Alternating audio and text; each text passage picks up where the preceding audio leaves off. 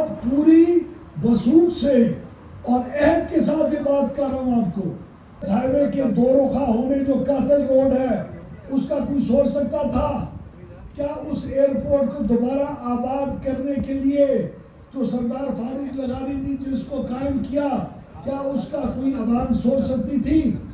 کیا ڈیرہ غازی خان کی عوام، یہ ہم ادھر افسوس کرنے آتے تھے صدیق آباد کالونی کے اندر ہر وقت. یہاں سے ایک ٹرین اسٹیشن، حنیف صاحب یہ ٹرین اسٹیشن بر بیابان تھا، ادھر قبرستان کا ماحول تھا، نہ کوئی دیکھ بھال والا، نہ رنگ روغن، نہ کوئی لوگوں کو ادھر آرام سے بیٹھنے کی جگہ.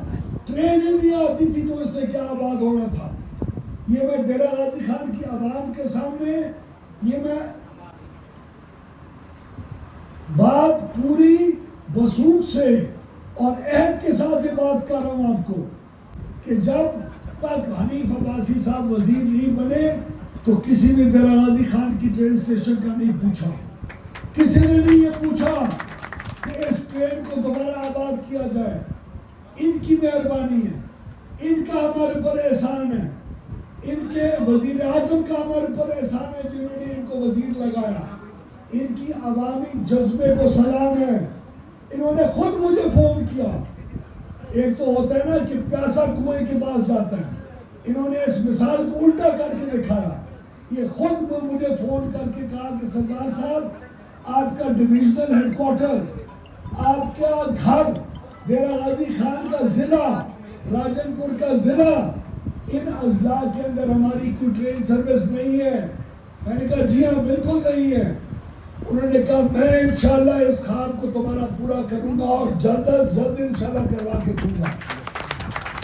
اور ان کی مہربانی ہے، ہم ان کے مشکور ہیں. باقی جو اعلان ہے کہ کس قسم کی ٹرین کب آج شروع ہوئی، کب کیا ہوگا، یہ آپ کو خود خوشخبری آگے دیں گے. حنیف عباسی صاحب ہم آپ کے مشکور ہیں. پورا ڈیرہ غازی خان کا نہ صرف ضلع، یہاں راجن پور سے بھی دوست آئے ہوئے، وہ سب آپ کے بہت مشکور ہیں کہ آپ نے اس جگہ کو دوبارہ آباد کیا.